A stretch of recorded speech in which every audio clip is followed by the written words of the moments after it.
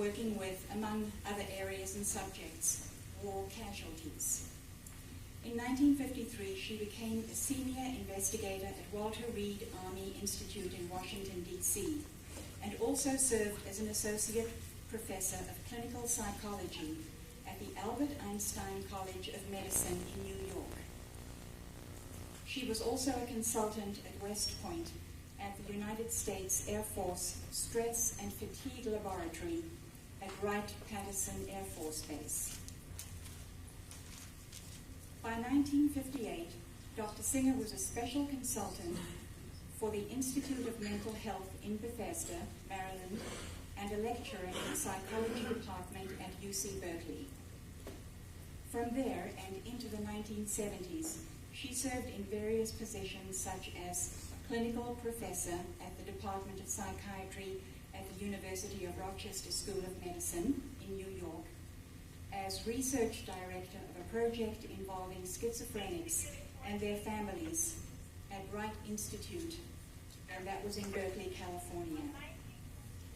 During that time, she also served as professor in residence at the Department of Psychiatry at the University of California in San Francisco.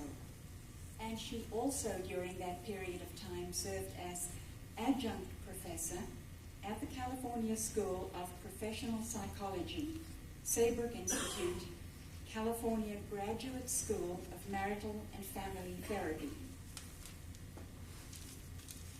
In 1986, she became the adjunct professor at the Department of Psychology at Berkeley, at the University of California at Berkeley.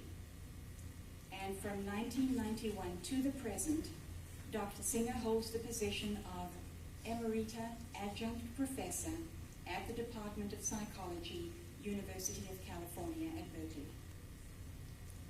Her professional interests have spanned a really wide range, and they are intense influence, cults, brainwashing, thought reform, coercive persuasion, false memories, forensic consultation, and hypnosis. She has 120 articles and peer-reviewed publications. She also has 13 awards, and we don't have time, unfortunately, to go through all of them. She has served on 11 editorial boards and is a member of 15 societies, boards, and associations. She is the author of 5 books, of which 2 are now available in foreign languages. And those are Cults in Our Midst, which has been translated into Spanish, Japanese, German, French, and Korean, and Crazy Therapies, which is available in French.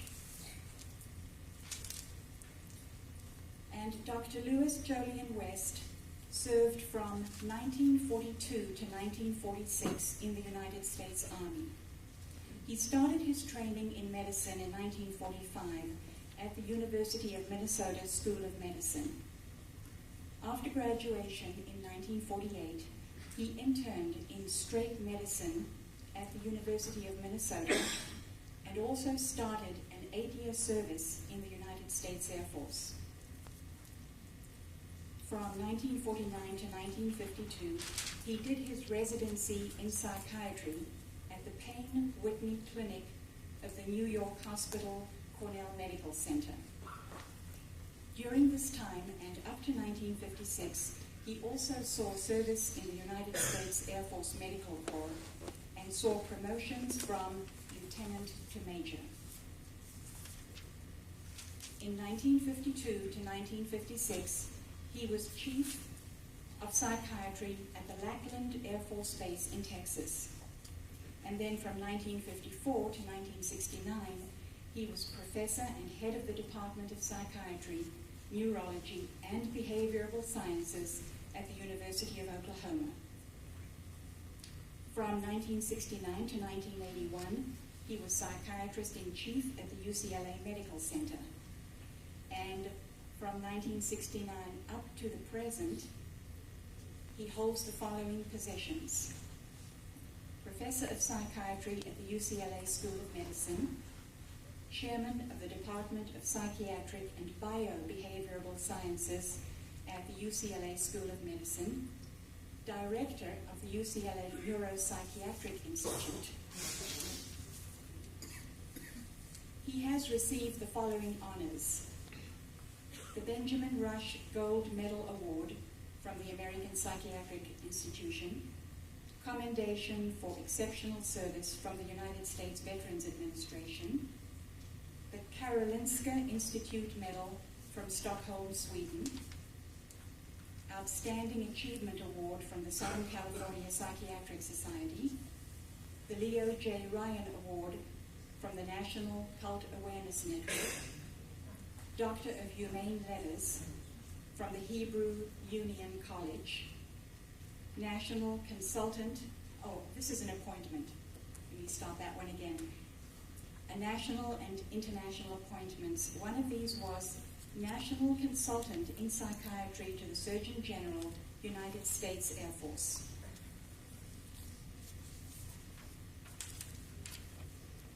National Advisory Mental Health Council, United States Public Health Service, White House Conference on Civil Rights, National Advisory Committee on Alcoholism to the Secretary, Department of Health, Education and Welfare, Special Medical Advisory Group, United States Veterans Administration, American Advisory Board, Jerusalem Mental Health Center, Israel, Consultant to the Surgeon General, United States Army Medical Research and Development Command. And the appointments continue. He's been appointed to the Board of Advisors, American Family Foundation, and he is a member on the committee to review the health consequences of service during the Persian Gulf War. Dr. West has also published 8 books and monographs. He has published 11 conference proceedings and over 184 journal articles and chapters in various books. And one of his greatest achievements, which he himself considers such, is his marriage of 54 years to his wife, Catherine.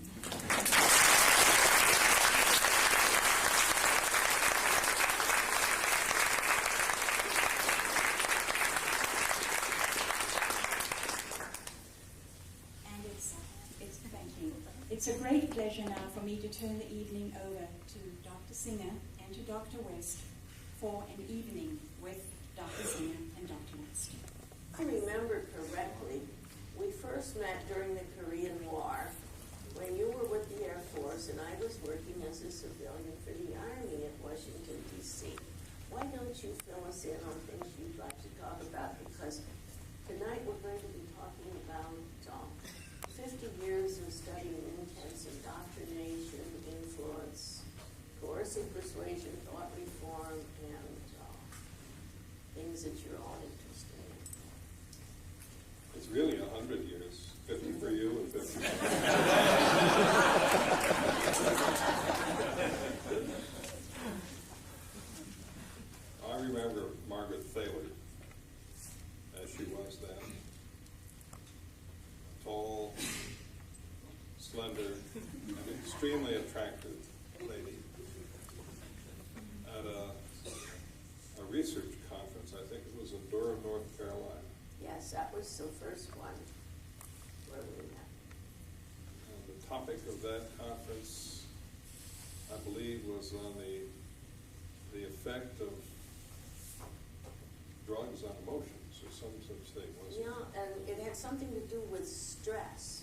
And I was down from Walter Reed because I'd been interviewing people while they were continuously hooked up and monitored with Mort Reiser and Herb Weiner in the study. See, the Army, at that point in time, and probably still to this day, the most days lost are from people having peptic ulcers and hypertension.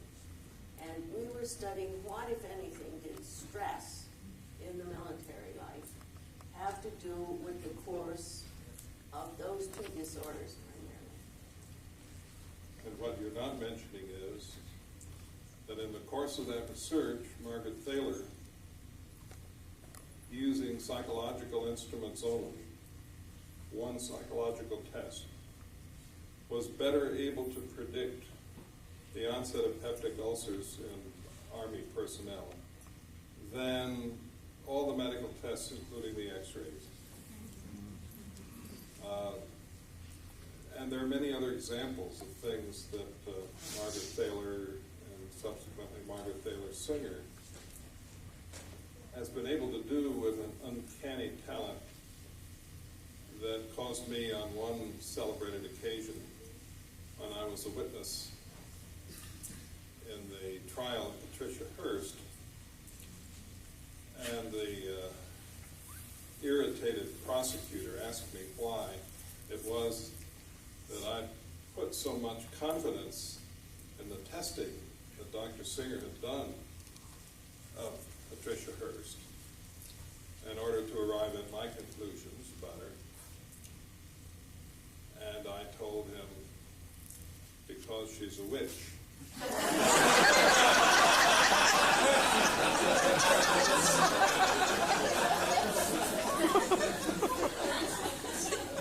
And Sherlock Holmes said, if you rule out the impossible, the improbable is all that's left. She doesn't look like one, but you can't tell. Dr. Singer's amazing talent has won her admiration not only in some of the things that were mentioned in the introduction, such as her work with schizophrenics and their families, but in the field of linguistics. It's quite remarkable some of the things that she's been able to unravel. I remember when we were listening to the tapes that Patricia Hearst had made obviously under duress. Didn't sound like her at all. It wasn't her language from anything that she'd ever written or said before. But the government was claiming that these were her new opinions since she had become a member of the Symbionese Liberation Army. And there was one particular tape in which she's spouting this Marxist dogma. And Margaret said, that sounds vaguely familiar to me. I'm going to find out where it really came from.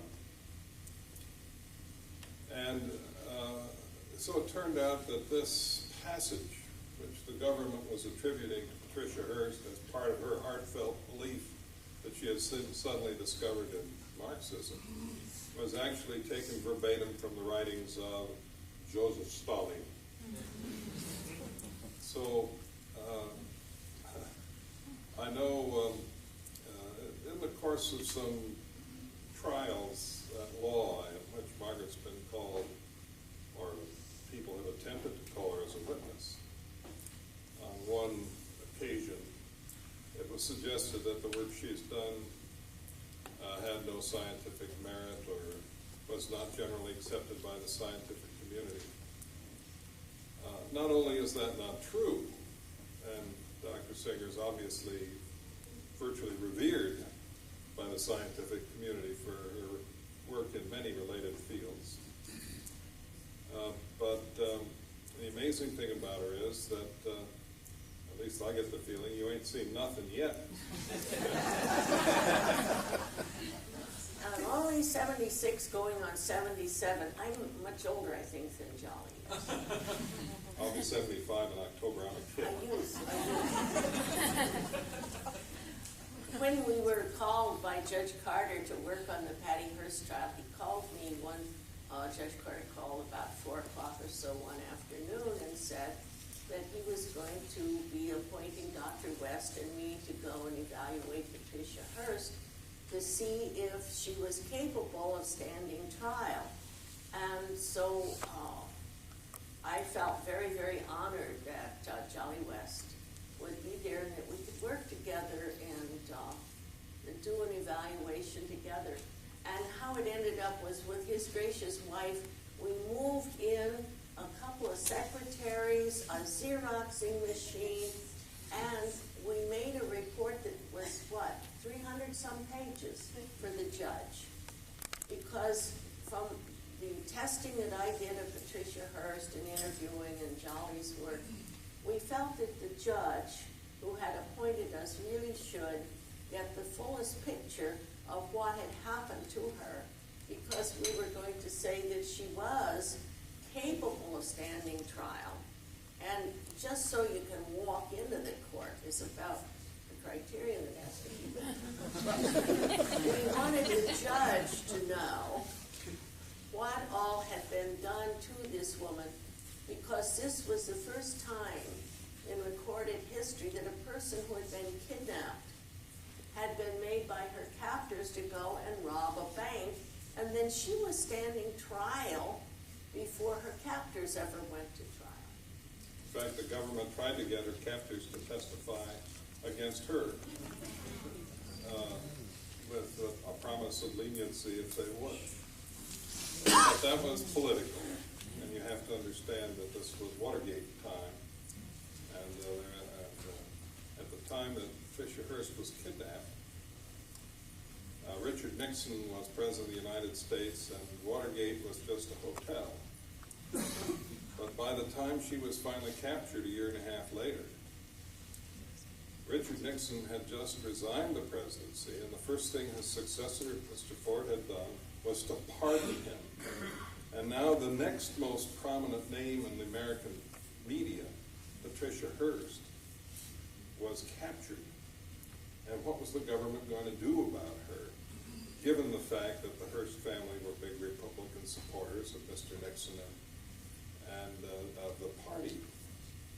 And so the word came down, this case must be tried. It would have been a political disaster if the government had not put her on trial, because it would have been said that this was favoritism of some sort.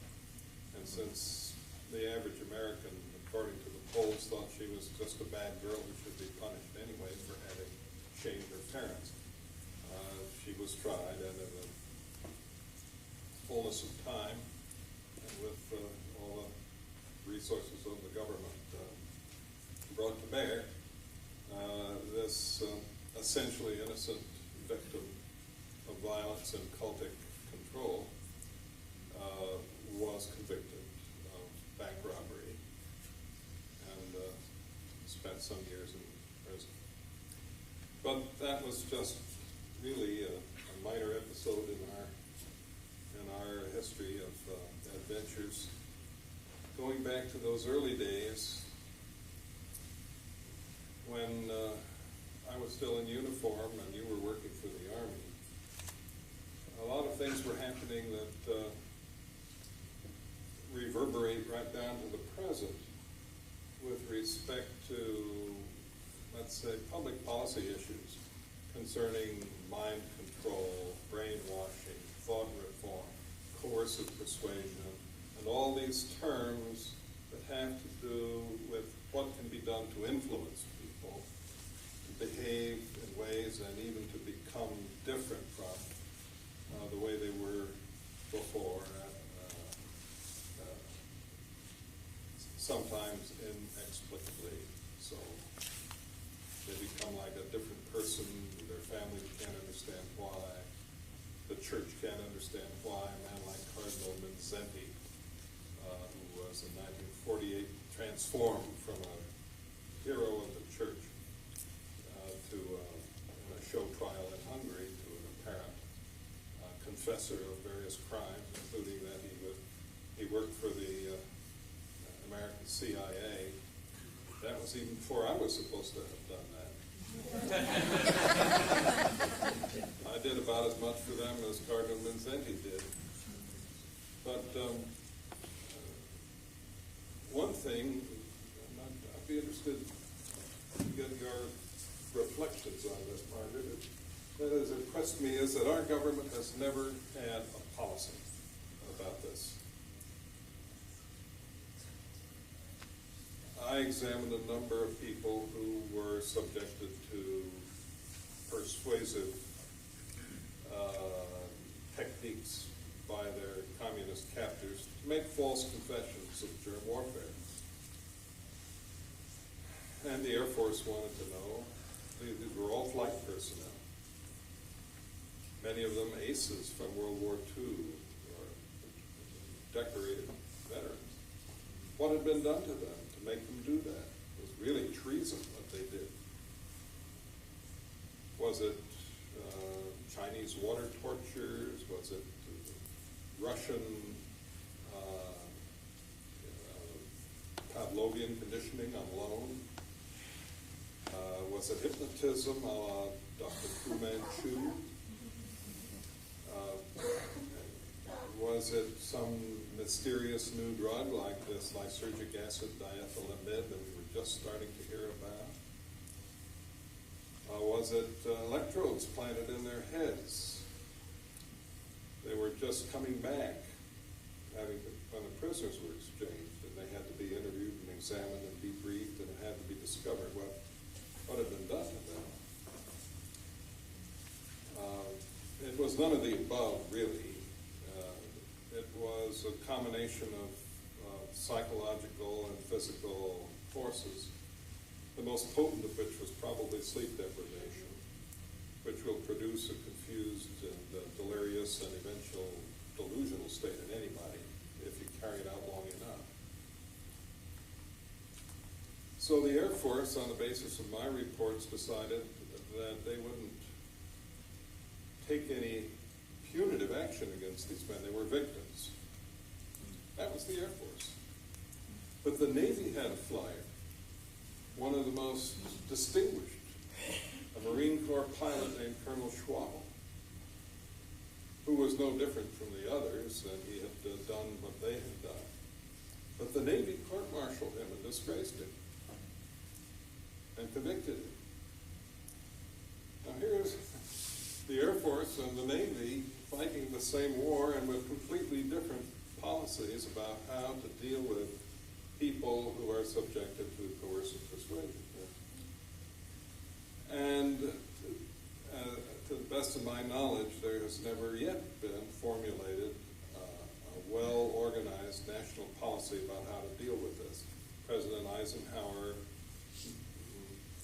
authorized a new code of behavior for the armed forces, which wasn't very good and had some syntactical problems too. But it didn't really specify what happens to you, or what the government's position should be if your behavior eventually isn't what they would prefer. And while some of us, Margaret for the Army and I for the Air Force, participated in formulating training programs to help people who might fall into enemy hands to cope with what they would face. Even those training programs had some difficulties of their own, because if you did a mock brainwashing procedure on a training exercise where everybody knew it was a game, it was an exercise, there were always a few people, and you couldn't predict who they would have been, who sort of snapped into the role as though it were real and might start giving away military secrets to training personnel who weren't even cleared to hear it. And that would have to be stopped. You can't begin to measure the potency of these forces. Somebody mentioned that, you last night mentioned Zimbardo. Yes. In some of his subsequent experiments. But I'm sure it would have been no surprise to Zimbardo to know what happened at Stead Air Force Base among the people who had to go through those procedures.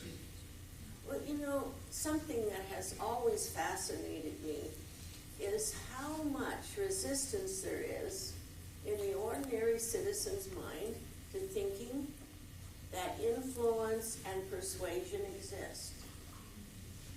Every day, we're impacted by the radio, the television. Something is always attempting to influence us through images, words, everything.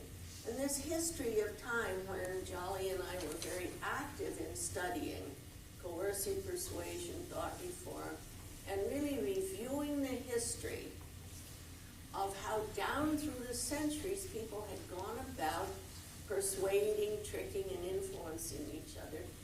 The era of the 1930s in Russia was important because the world saw the Russian purge trials, where people falsely confessed and falsely accused others, and this was world information that was spread about and available. And then seeing Cardinal Mindszenty falsely accuse and falsely confess, and then coming to see the era of people taking these techniques of packaged persuasion. There's nothing mysterious, there's nothing esoteric about what a thought reform program is. And Mao Zedong first started writing about a thought reform program in 1929 that he was going to put into place when he and his followers took over mainland China. And by reading all the material that had been translated that came from Mao's writings, from the training cadres that were used, that information on how a thought reform program was put into place in China illustrated so clearly, and it's something that cult apologists here in the U.S. have not gotten because they never read the basic materials and grasped that for centuries mankind knew, and it's even in old books of Proverbs, that the easiest way to catch flies is with honey, not vinegar. And there was nothing in the entire literature of, if you want to get behavior out of people, you don't hold a gun at the head.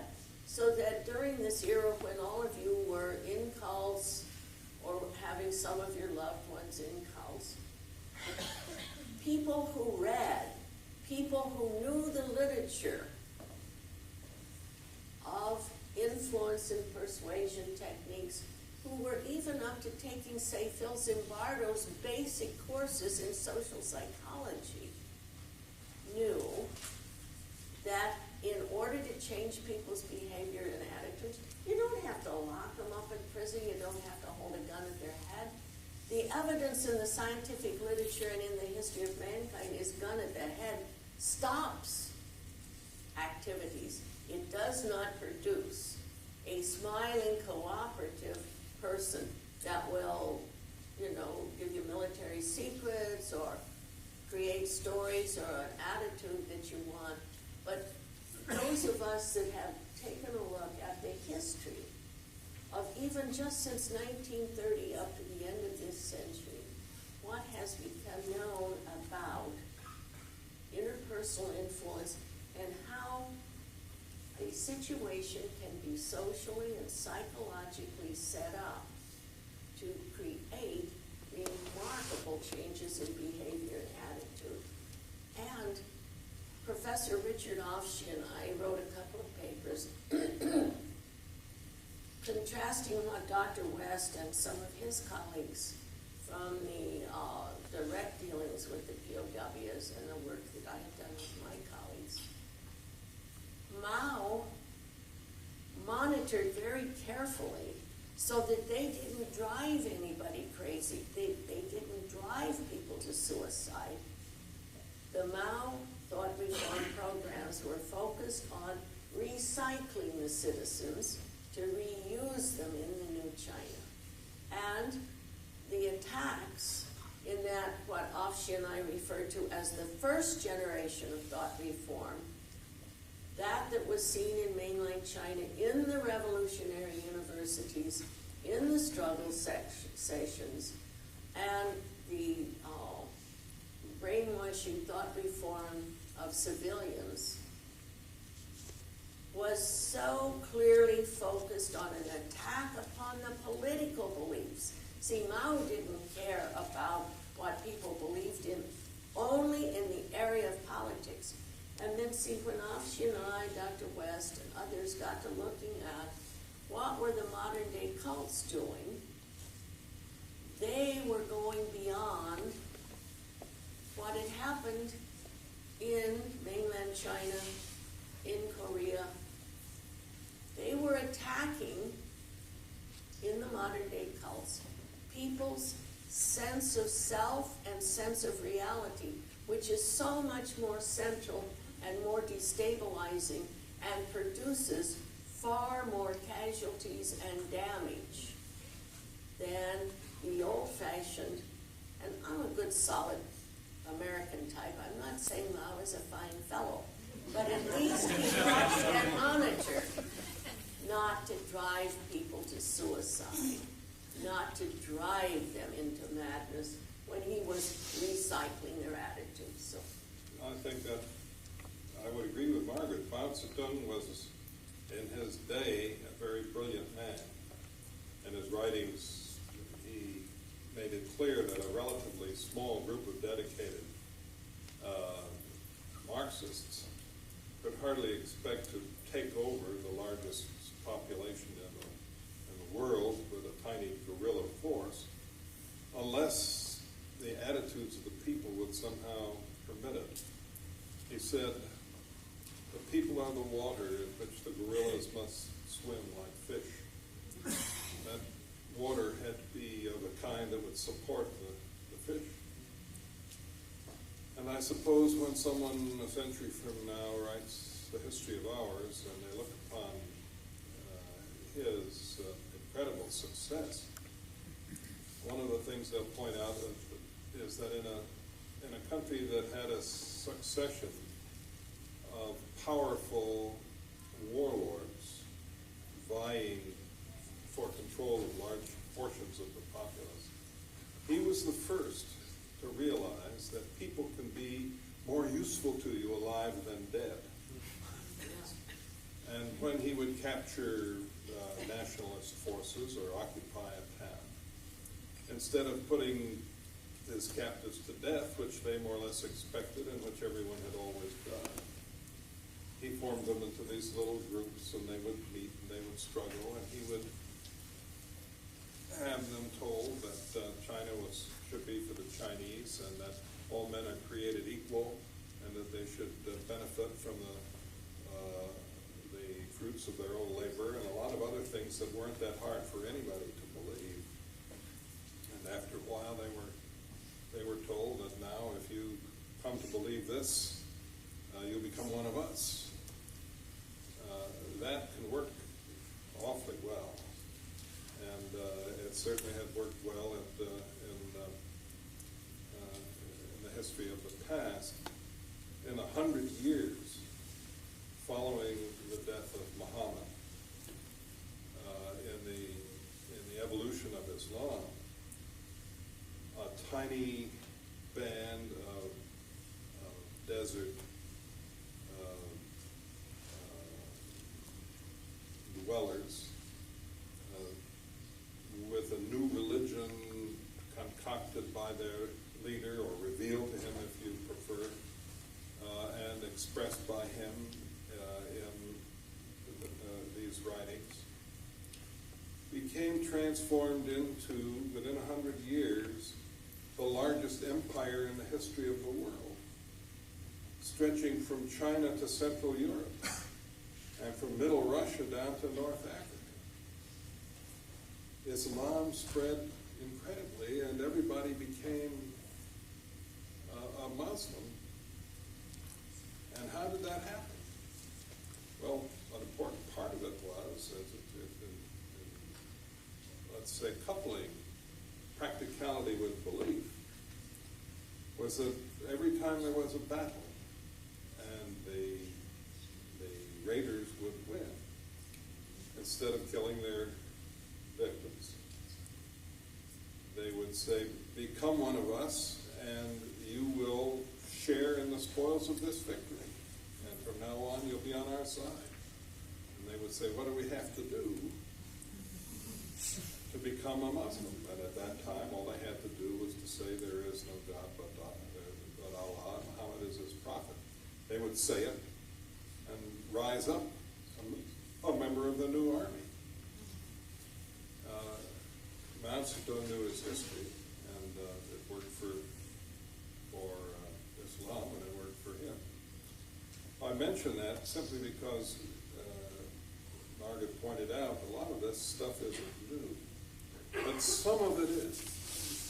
And some of the newest stuff, in a way, is, from the point of view of behavioral science, some of the most interesting. Because in looking at the cults that I've been following now for nearly 50 years, they've evolved and mutated, and new varieties and experiments have sprung up, taking advantage of the information age and of modern marketing techniques and the use of the legal systems in the different countries where they have been able to flourish, and the affluence of the target populations, and many other things have been calculated in to what is a multi-billion-dollar international growth industry. You have modern techniques of marketing and public relations and communications and the rest. You can create new models and new varieties. There's a big difference between cult A, cult B, and cult C, even though they all are making lots of money. Their messages are different, their recruiting techniques are different. There may be a few things that they have in common, some very important things, like the idealism of the recruits, which is quite a common factor, I think, among most of the cults that I know. Most of the people I know in cults who are members were and are still very idealistic people.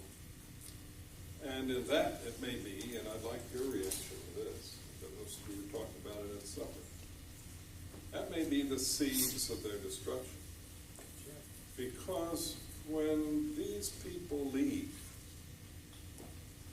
and their pseudo-identities that have been impressed upon them as the requirement of cult membership, the demand characteristics of the cultic situation, crumbles away, and they struggle then for a new identity, which is really a recovery of the old brought up to date.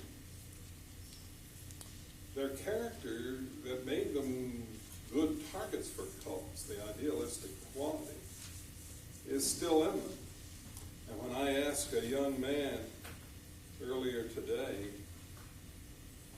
who's been out for several years and has a successful business and is affluent and doesn't need to be doing what he's doing in trying to bring illumination about cultic depredations and in a sense to fight, to take sides in the cult wars. Why should he do it? Why should he bother? He's well out of it. It's because he's still the same idealist that made him target in the first place. And as he put it to me, and I can't tell you how much I admire this in him and many, many others that I've talked to who used to be cult members, how could I say nothing, knowing what I know? And that's why when the Scientologists picked it outside the NPI or something like that, I try to go out and chat with them and see who they are. They usually don't have much use for me. But that's then and now. It might be that a month from now or a year from now or 5 years from now, they feel differently. And I know that they are the kind of people I would like. And that when the time comes that I would welcome. And I do. And I think the fact that so many of such people are here is evidence that I'm right.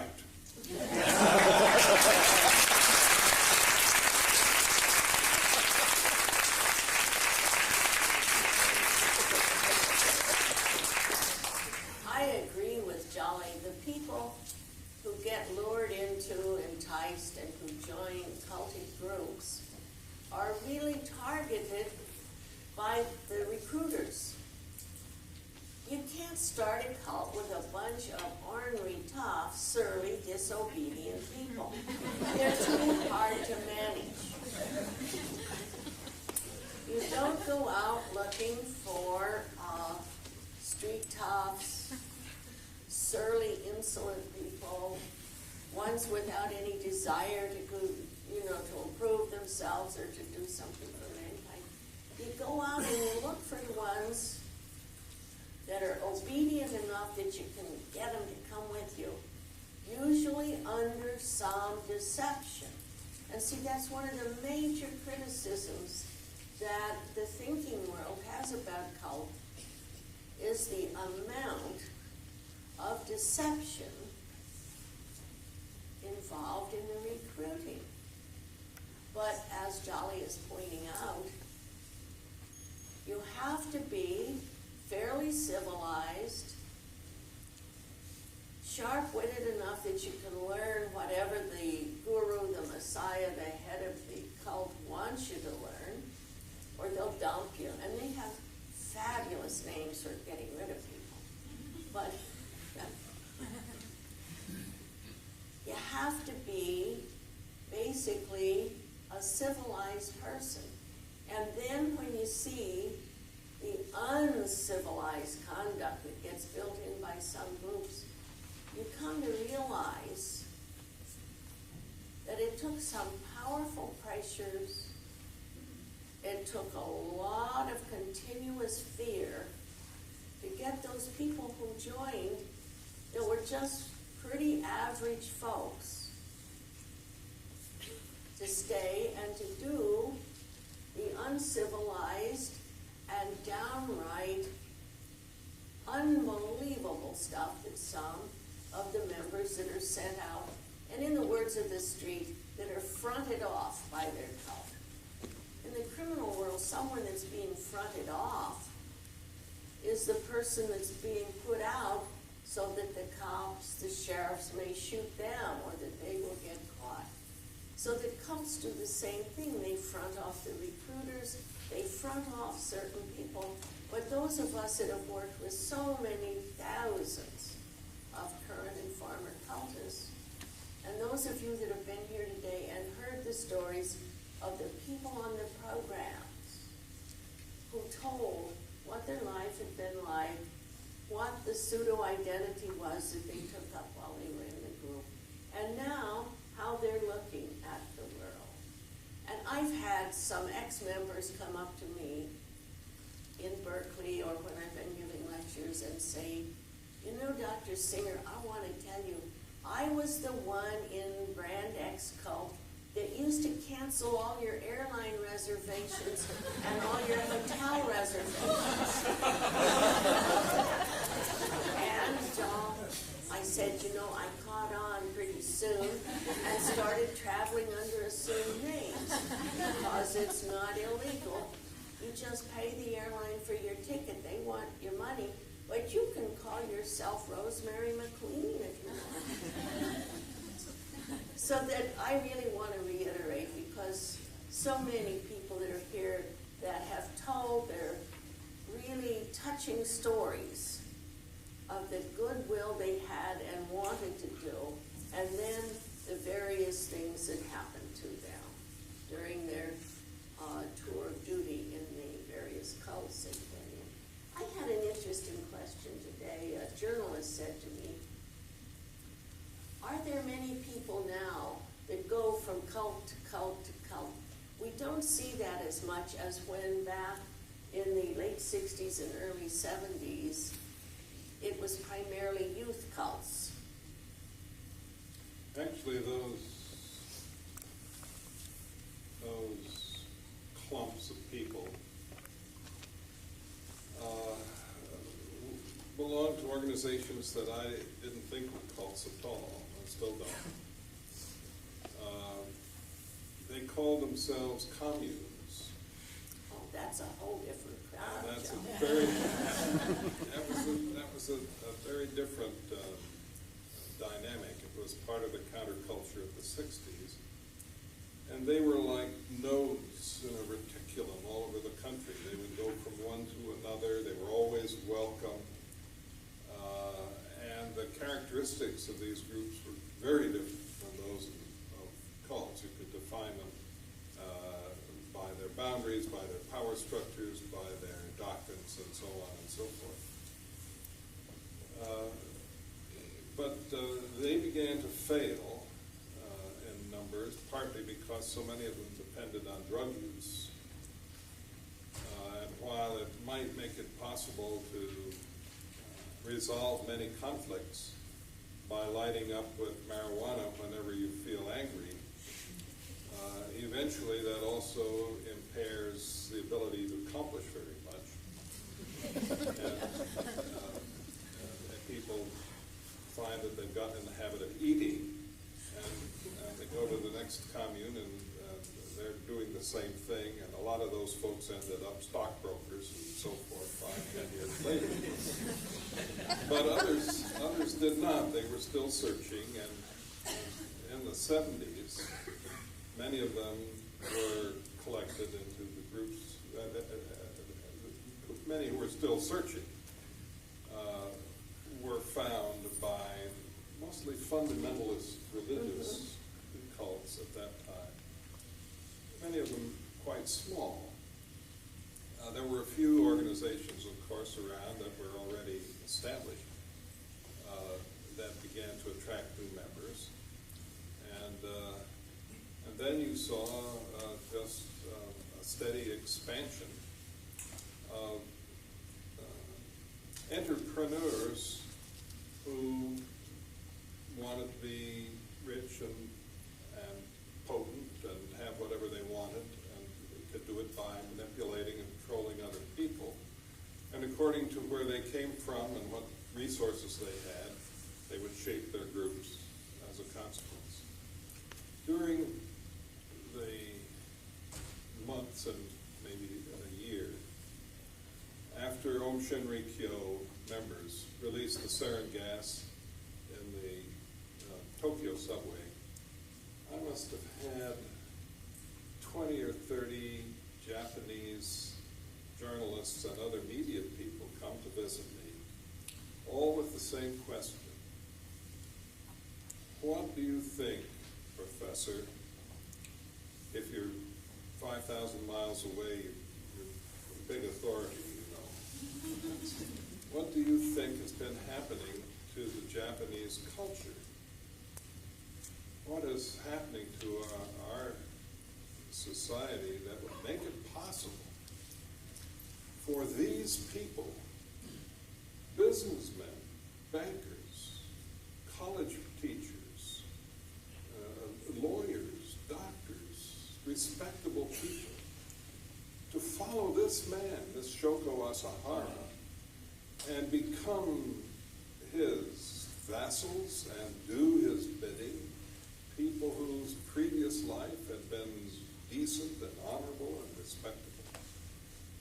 What in our national character has become corrupted in order to make this happen and make us vulnerable to it? And what I would tell them, I know, would be the same thing that you would tell them, and it's got nothing to do with Japan busters. I said, Asahara is just Koresh spelled backwards.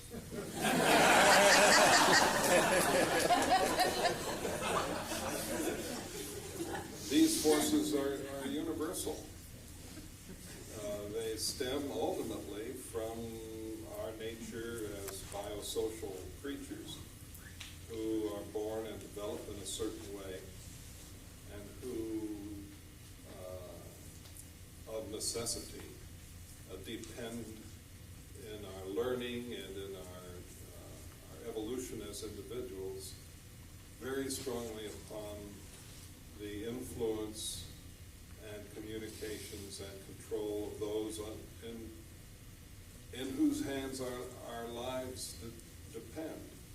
Our parents, our families, the entire power structure of any village, any family, any culture that survives. These forces are inherent, and they're still with us. And the other thing that's with us, that's built in, is a tremendous amount of sort of inert capability for the body to be influenced by the mind, which is just two ways of saying the same thing, since the mind and the body are inseparable. But emotions affect our hearts, our breathing, our skin conductance, and our pupillary size, and all sorts of other things.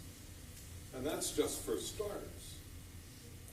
Anyone who's ever performed a major surgical procedure without anesthesia using hypnosis knows that it's possible for people to control information within themselves in ways that they ordinarily don't, but that the potentiality is there. And under extreme circumstances, anybody can do that. And that means then that the shaman, the curandero, the quack, and the cult healer all have at their disposal access to these forces within each individual, and which can be manipulated and controlled as part of their procedures, whatever they are. So you put together these two very innate human factors, our dependency on others and the need to trust and be guided and shaped by them, and the extent to which ideas and emotions and bodily functions are all linked up together. And what's left is a vulnerability of normal, healthy people to the manipulations of the ruthless. And the ruthless have been around for a long time. The history of quackery is a fascinating chapter that relates and ties in very much to all kinds of unprofessional therapies and cultic activities. And most cults get into healing or wellness or self-improvement one way or another, whether it's religious or mystical or pseudo-scientific or whatever the formulas are. In other words, our very nature as humans makes us potentially vulnerable to the depredations of those who are not impeded by any ethical or professional constraint, and whose motives are essentially power, money, control, and exploitation. I think 80% of the cult leaders are con men, crooks, psychopaths, people who oftentimes have tried different kinds of scams and finally worked one out. Asahara went through 2 or 3 other attempts before he finally worked out just the right blend of ingredients for Om Shinrikyo.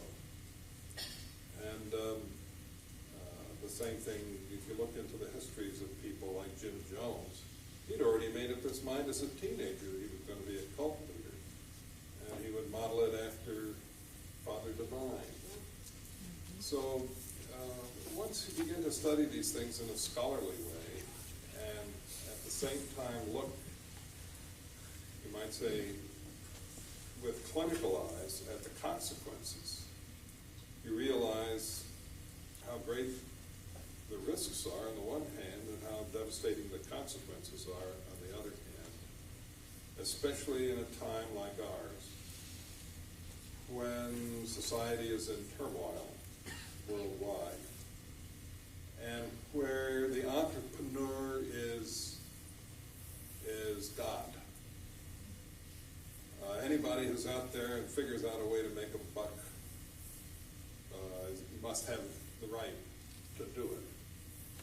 And the way in which most Western societies permit and encourage this ties right in then to the hands of those who are unscrupulous. And it isn't only the cultic people either. Look in the yellow pages under holistic healers, under alternative healing. They don't look under Q for quacks, because they don't list themselves that way. And look under H for hypnotists. You'll find column after column of people without doctoral degrees or proper qualifications who are combining hypnotism with crystals and Lord knows what all. And they must be making a living or they couldn't afford to advertise, right? So it's a big problem. It's a growing problem. And I think we need to keep examining what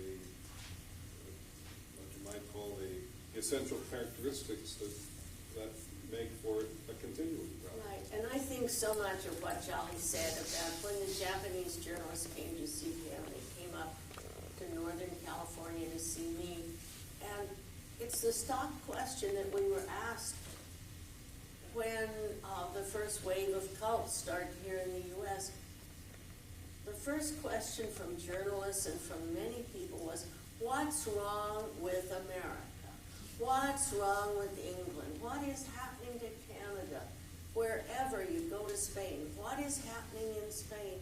In which people would think that something must have started molding and coming apart within the society because they don't have this historical knowledge that there have been con men and women, scam artists, hustlers, psychopaths, down through history.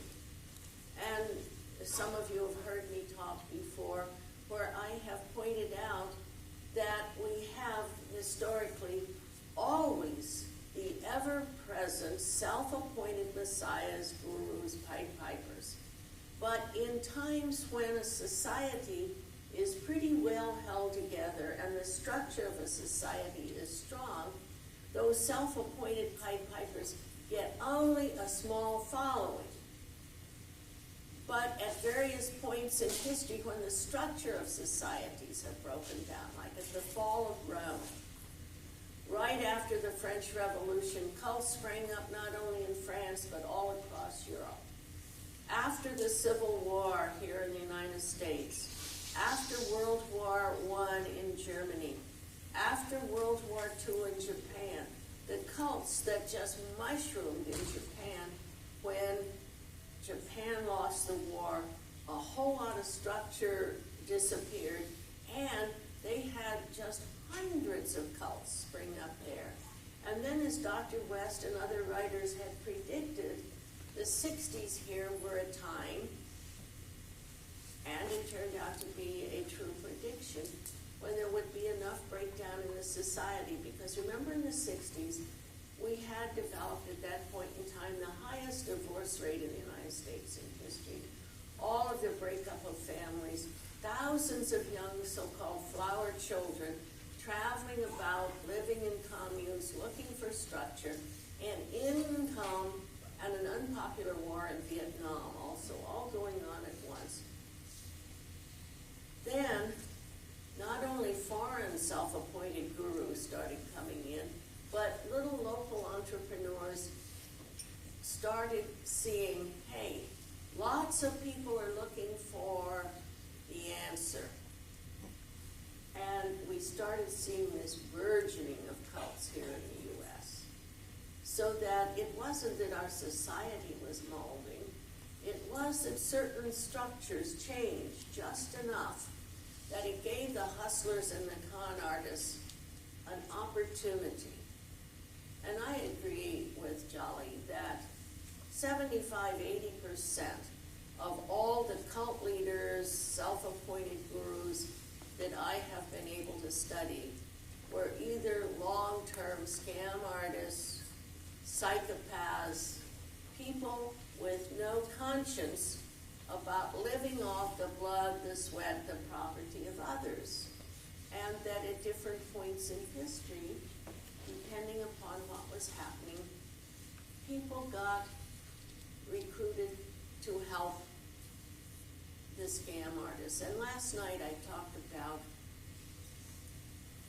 when I talk to police persons, I talk about cults being an extended confidence game.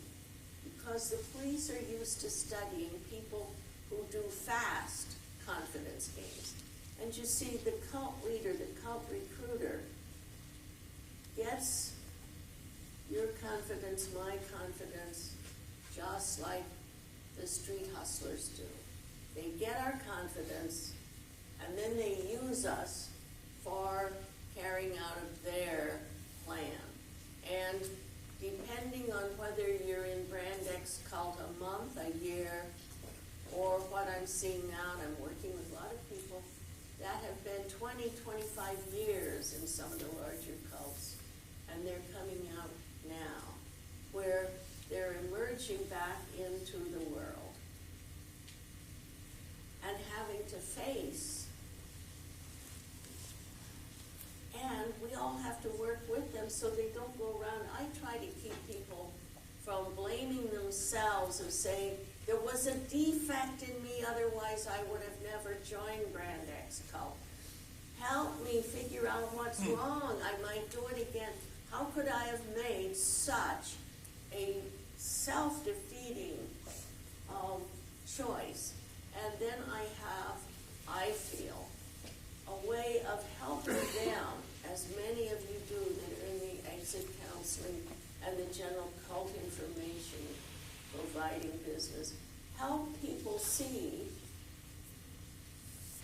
they're learning now and profiting from what happened to them so that they can become full, free people once again and participate in the broader society, and not to go down the rest of the road of life thinking they were defective because they made a few bad mistakes. And often those mistakes were based on being tricked by someone winning their confidence and manipulating them. Yeah, there's a tendency to blame the victim, always.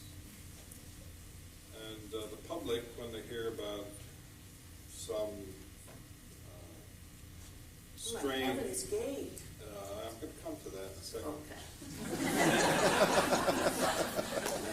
When they hear about some strange cult, like let's say Gabriel of Sedona, that some of you may have heard of, who's got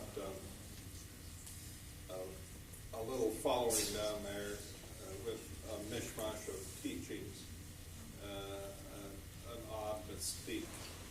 But the thing about Gabriel of Sedona is that in person, he's such a klutz. I mean, you wouldn't buy a used car from this guy. And here are people who are devoting their lives to him.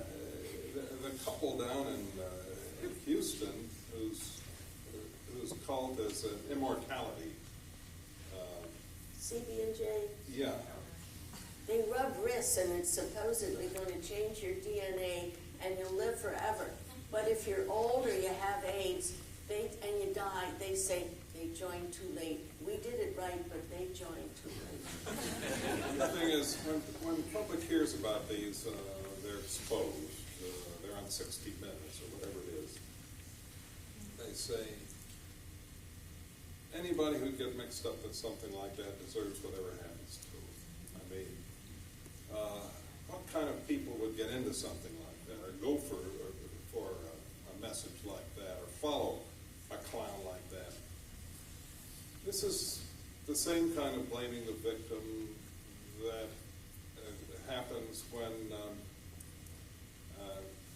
a young woman who's had to work late is going to the subway and gets mugged or sexually attacked. and her friends and family hear about it, and the first thing they said is, "What was she doing out there so late?" Not what kind of a person would do that to her. Now, part of this is a natural reaction of people who are not involved in something painful or disastrous to distance themselves from it. That's why women on juries are often easily manipulated by the people who are defending the rapist, because what the lawyers do is put the victim on trial and suggest that she brought it on herself, she agreed to it, and so on and so forth. And a respectable woman on the jury is likely to be thinking not in these words. Either she brought it on herself, or it could happen to anybody. If it could happen to anybody, it could happen to me, and that is very frightening. I would rather believe that she brought it on herself, because I would never bring it on myself. So probably she's no better than she should be, and the rapist gets off. Now, this tendency to blame the victim for what happens to him as a defense of normal people from identifying themselves with victimhood is something that has to be overcome with education and understanding and explanation and the kind of conversations that we're having now. And I think it's important, too, that we realize that cults, like every other type of human organizations, are not static. They're groups of people, and they're constantly changing. Some groups that began as one thing end up as something else. There are cults that ended up as successful industries, like the Oneida colony or the Amana colony. And there are some organizations that began with the best intentions, like Synanon, that evolved into a cult because of the corruption by the leader of power. As Lord Acton put it 100 years ago, power tends to corrupt, and absolute power corrupts absolutely. And if power accrues like that, corruption can take place without anyone having intended it. Furthermore, even though, let's say, 75 or 80% of cult leaders are confidence people, there are a few who aren't. Now, Marshall Applewhite was one of those, and there we get into the fact that nobody studies classical psychiatry anymore either.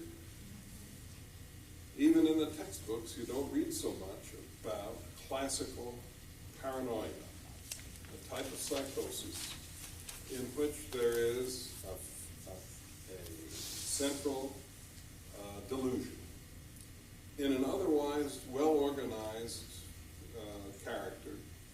Sometimes the paranoia can be a highly intelligent person. And in true paranoia, when it crystallizes, usually at a certain age because of certain conflicts going on, sexual and otherwise, and Marshall Applewhite was a classic case. If you took his delusion that he was not really a human being but a creature from another planet, and that he was here on a holy mission to save the earth or some of the inhabitants, and put him in a setting where there are people who have interests that are attracted by his intensity, by his certainty, by his total dedication to the, what you might say, the logical ramifications of his delusional belief. He can find someone else who will sign on. And if that second person, oftentimes a family member or a loved one, accepts the delusional belief, even though they're not psychotics, they behave as though they were, and then you have a condition that's known as folie à deux. It can involve a larger group, and often in the literature, these larger groups are family members, and it's called folie à famille.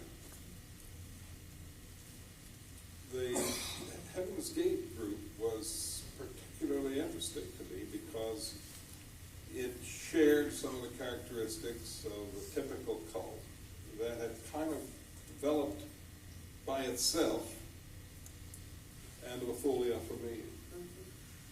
And when you buy into that belief, it can lead you to the end of your life. It can lead you to murdering your children. Jim Jones, I don't think, was delusional. He was certainly aberrant, but he wasn't a paranoid. He was corrupted by power, and he had many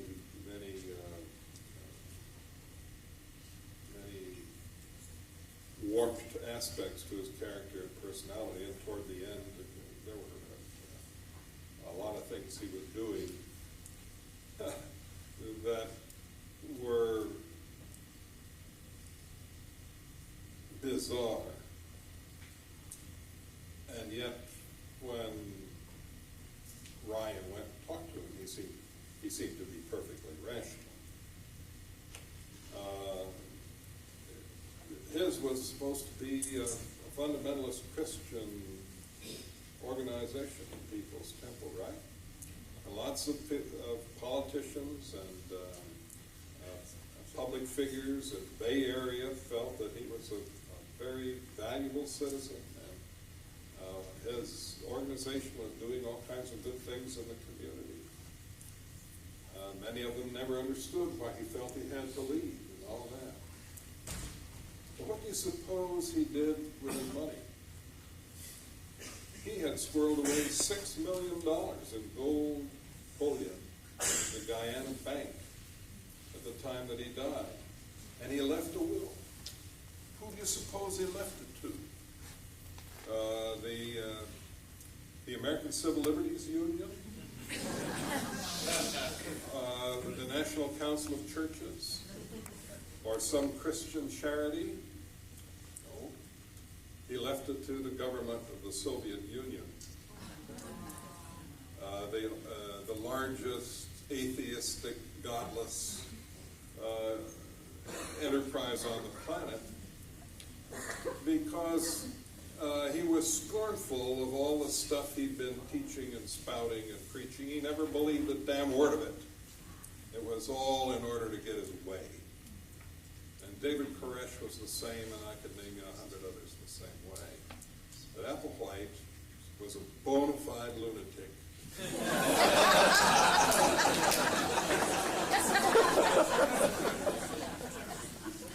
I first began hearing of Applewhite in 1978. Some of the people had left this group. And what you all saw on the TV of those tapes that they made at the end, he must have also had a tremendous skill of not blinking. Because I started hearing back in 1978 that he was believable as a space creature because he didn't blink like other people. It's those little odd habits sometimes that set a person aside.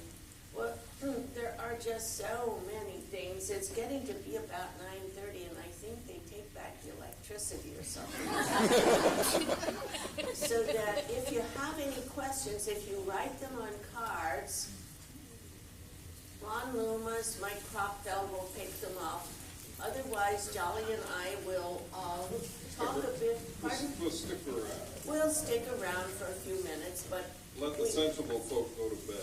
right. But if you do have some questions, send them in on cards.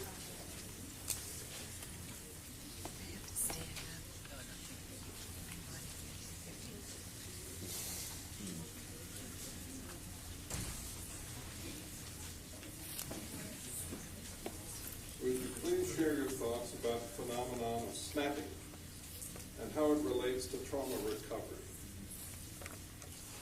You know the book was, what, 25 years ago? Yeah, at least 20, 25. And it was supposed to describe an epidemic of snapping. It was based upon observations of real people who had undergone abrupt personality changes, either going into or coming out of cultic situations or similar situations.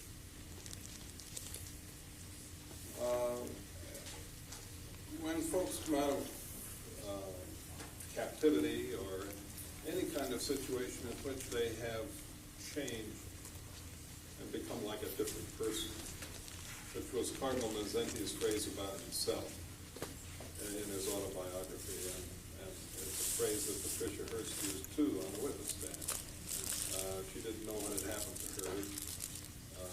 She had in fact become like a different person named Pearl. What happens when this pseudo-identity that's been impressed upon the person who went into that situation, when the forces are relieved and they're out, and the old personality is sort of wanting to be reborn? In the so-called deprogramming mode, where the transformation takes place in an atmosphere of dialogue, or as Robert Lifton observed, with the civilians who came out of China to Hong Kong that he interviewed and told about in his book, the original important work on thought reform and the psychology of totalism. He interviewed them, but he didn't try to change their mind about anything. He just wanted to find out what happened to them. But what he observed was that just getting out, being out, and being in a situation where they were, in a sense, free. They could read the papers, they could come and go, they could argue with him that that Mao's beliefs were their beliefs, and they weren't going to give them up just because they'd been expelled from China and so on. And no one would argue with them even. They could read the newspapers, they could listen to radio, and then gradually it was as though this started to crumble away, and they started asking questions, and then they started doubting, and they started remembering things that they had forgotten, and they started getting angry about some of the things that had been done to them and so forth. So snapping, I think, in my book, is just an abrupt form of this transition, which can be gradual. It is a change of persona in which I think a truer identity manifests itself. Yeah, I never did buy into the notion of snapping, because as I interviewed people who had been in cults, and as they began to once again exercise their own thinking, their own free will, there had been this build-up to them making that final decision to sneak out, to walk, to get away. They didn't tell me something went clang, like a shutter slamming against the window frame. So that, see, almost everything has to be looked at the history of when it evolves. The term snapping came from chaos theory, which was very popular in mathematics as a construct back in the era when Conway and Siegelman wrote that book. And they had interviewed Professor Hans Bremerman of the University of California, and he had explained the theory of chaos in a mathematical term and the snapping that went with the structure of the construct of that. So that I think that book served its purpose at the time, but that people tell a very different and much more understandable reawakening, rethinking, and not some bang that they have a new self or the old self turned back on. I'll read us one of the questions. This is charming. What's wrong with us all agreeing to call the phrase brainwashing? Isn't that what the public understands? The answer is yes. The term thought reform is the more classical scholarly term, and it refers to what we were talking about earlier, Mao's idea that he was going to reform political views. And as Lifton put in his book, it's like all of our experiences working with translators. Edward Hunter, an American journalist, was in Hong Kong at approximately the same era that Lifton and West and all of us were working. And Edward Hunter's Chinese translator brought the word thought across into English as brain and reform across as washing.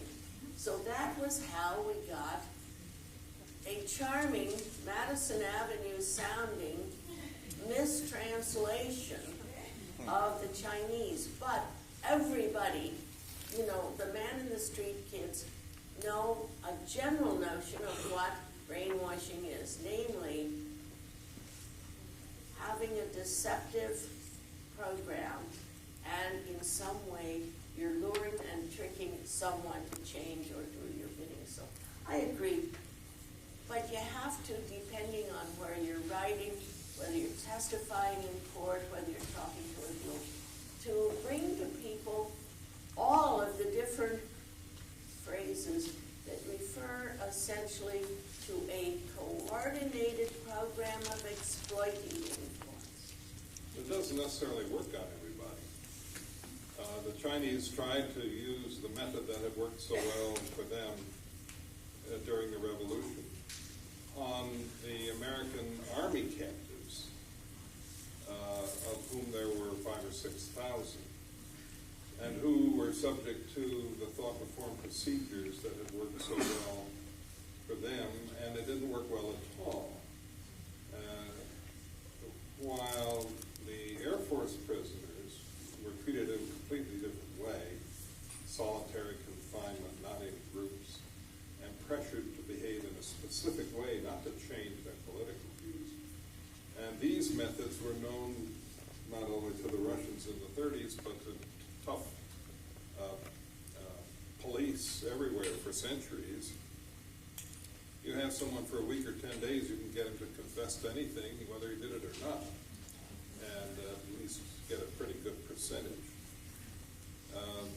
The American soldiers who were captured in Korea and subjected to this process behaved themselves on the whole in an outstanding and heroic way, probably better than prisoners of war had done in any previous war, Americans or anybody else. Now this question says, with the new millennium, do you expect a large expansion of cult activity?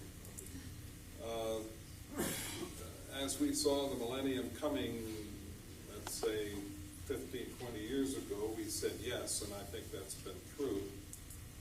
But as I watched it, I have to confess that while maybe the millennium and the comets and other extraordinary phenomena might have had something to do with it, I rather think that the explosion of cultic activity has had more to do with money, greed, and the fact that you can get away with it. And that's why it's an international growth industry, and the millennium is just a hook on which to hang it. What do you think, Margaret? Yes, there's one West Coast cult leader, a foreign lady that has been heavily recruiting in the Asian population in the West Coast. And she was making a prediction that the world was going to end the day that mainland China walked into Hong Kong to take over the new regime.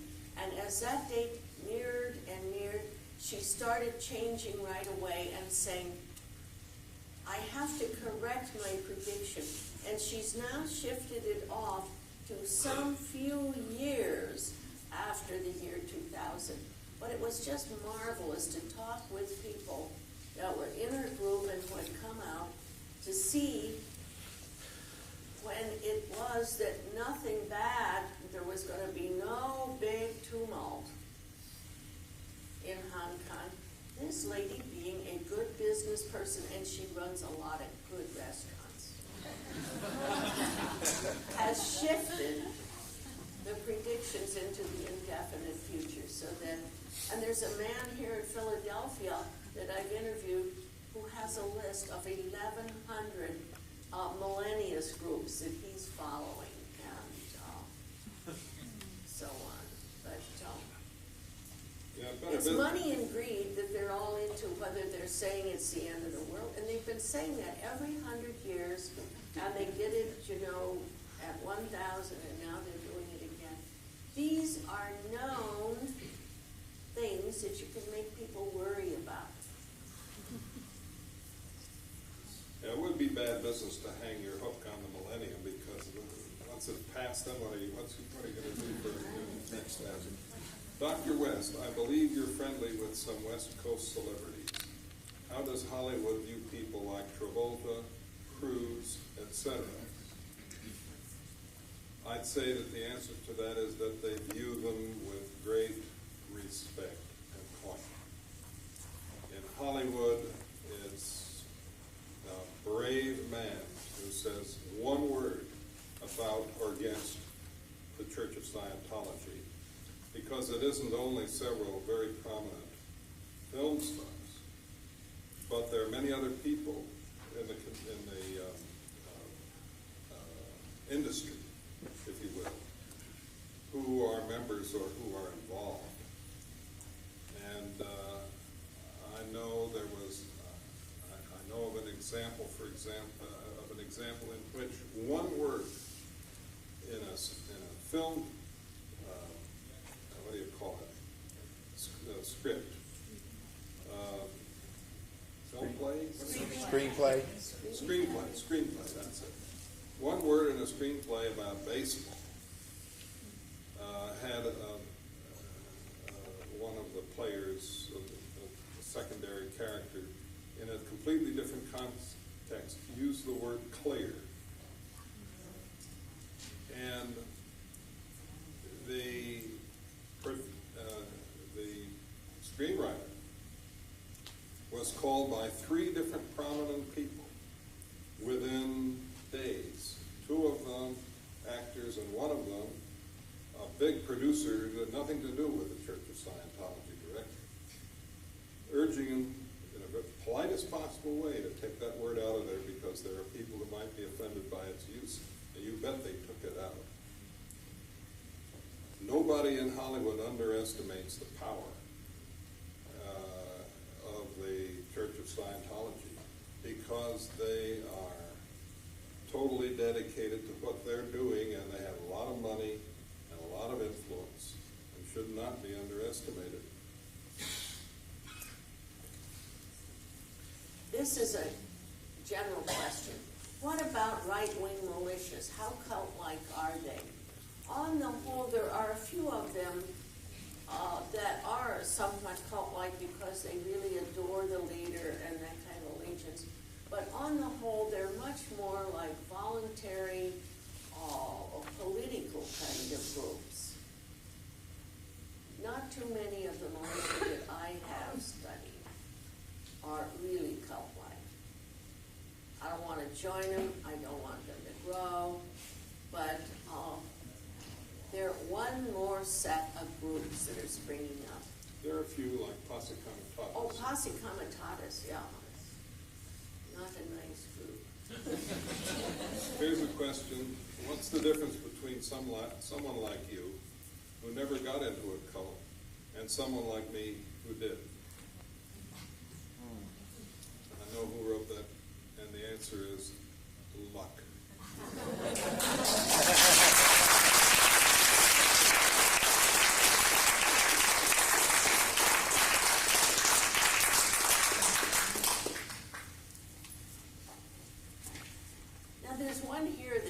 Up a topic that Dr. West and I have done a lot of looking at, and that is psychotherapy cults and aberrant therapist relationships. If you have any, do you have any suggestions on how to attempt to start a dialogue with an adult child under the influence of a psychiatrist who rejects all contact with family or friends. This is a phenomenon that has become quite malevolent and prominent the last few years, in which a number of just aberrant therapists and primarily very poorly trained therapists have carried forward a sort of mistaken notion that if you just find someone to blame, you'll get well. And you see, for a while, a lot of therapists thought, oh, you just blame your family. It all happened when you were little, and blame them. Well, that didn't get people well either. But back in the late 80s and very early 90s, a number of very aberrant therapists did really focus in on blaming dear old dad, claiming he was a Satanist, claiming he molested you, and good old mother just stood by and let it happen, and would get those clients or patients to break off from their families, and it would almost be like a cult of a few. And some of the larger groups, I don't know if the author is still here, but there was a woman here on Thursday who had written a book about the Center for Feeling Therapy, which truly was a psychotherapy cult in which some trained professionals got people to move into a compound. They got them to stop their careers. You can't imagine how really out of step and out of line. And I appeared on behalf of the Attorney General of the state of California when the licenses were taken from all of the psychologists, where I presented that what the psychologists had been doing was really running a brainwashing outfit, a thought reform outfit. But the judge looked like he really understood brainwashing faster. And I had written my report with the multiple phrases in it to the Attorney General's office. I think I talked with about 97 people who had been in that cult, and Dr. West was busy involved with interviewing others. But this phenomenon of anybody that misuses their power over another person needs to really be looked at by all of us. And we've had, from the late 80s up until very recent times, a small segment of the psychotherapy group. And most of them, as I would point out to you, were undertrained. And in California, we have a whole group of people who get a special California degree with 1 or 2 years of training. And we just had a raft of those cases. And the reason I wrote this book called Crazy Therapies was to call people's attention to 400 people I had interviewed who had gotten involved with one kind or another of a deviant therapist. And some of these therapists that have really kooky schemes are at the world's most prestigious university. Like there's a man of great renown before he got into saying that things that were wrong with people were because little space aliens had come in and molested them. Well, I take him on in the book too, sort of pointing out the total irrationality of his reasoning in it. But there are some therapists out there, and the reason all of you who are here and interested in intense, undue, exploitative influence, keep taking a look at what this man or lady said that's happened to their loved one. They've gotten involved with a therapist, and that therapist has propagandized so that their kid won't talk to them anymore. And there are some national organizations, one's based here in Philadelphia, the False Memory Syndrome Foundation, in which a lot of parents and ex-wives and husbands and relatives have formed an association, and they've gotten many scientists at an international level who have studied influence and memory and hypnosis and false memory creation. and they can be of great help to this person with literature, contacts in that person's area. So you can check with me or look in the local phone book for false memory syndrome foundations. Well, here's one with a short answer. Dr. West, would you respond to the legal and scientific claim that the cult apologists and cults state that mind control does not exist and it has been legally and scientifically refuted? My response is, they're wrong. Dr.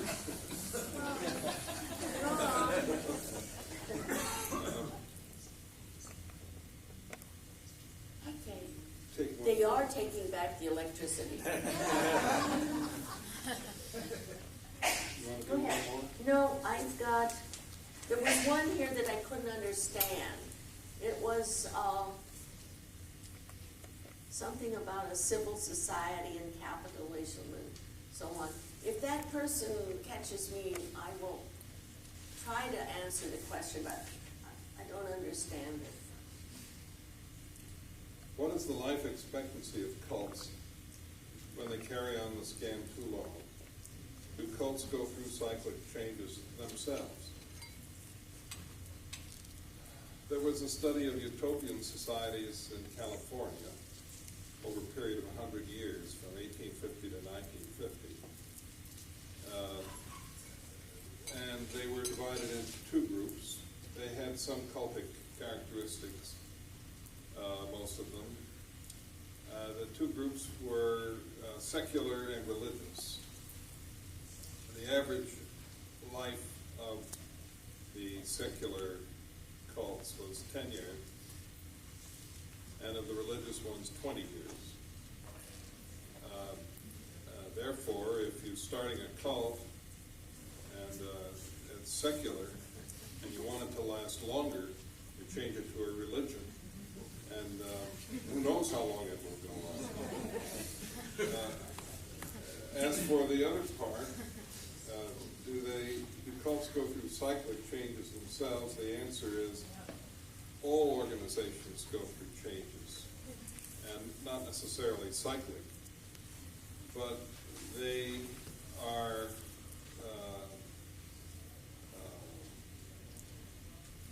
variable in their integrity. All organizations are. Nothing is assured except change itself.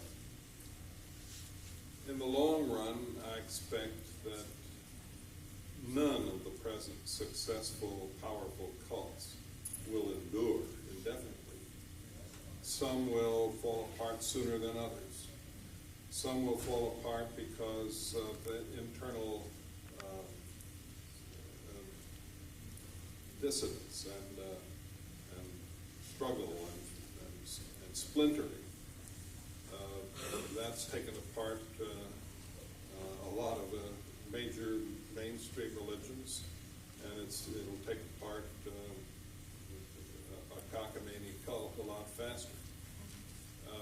Others will fade away. They'll just lose their appeal and kind of die on the vine, especially after the leader dies or loses potency or whatever. And some will get broken up by legal forces that will finally get to them. Perhaps successful lawsuits if their bank accounts disappear. It's amazing how fast they can vanish. And they'll go out of style. This one, that one, and the other one will go out of style. The thing that worries me is that others will come along to take their place. Until we have better education, not just of the public, but of the professions, legal and medical and psychological and others, as long as everybody understands that this is an important social problem, and we begin to try to vaccinate young people against the risks through knowledge, then we'll have a new wave of cults coming along, and I hope we can prevent that from happening. like to thank everybody for enduring until this hour. I could stay here and talk, but you see, back in Los Angeles, it's only 7 o'clock. I would like to thank you also for a very proper and enthusiastic evening. Thanks very much.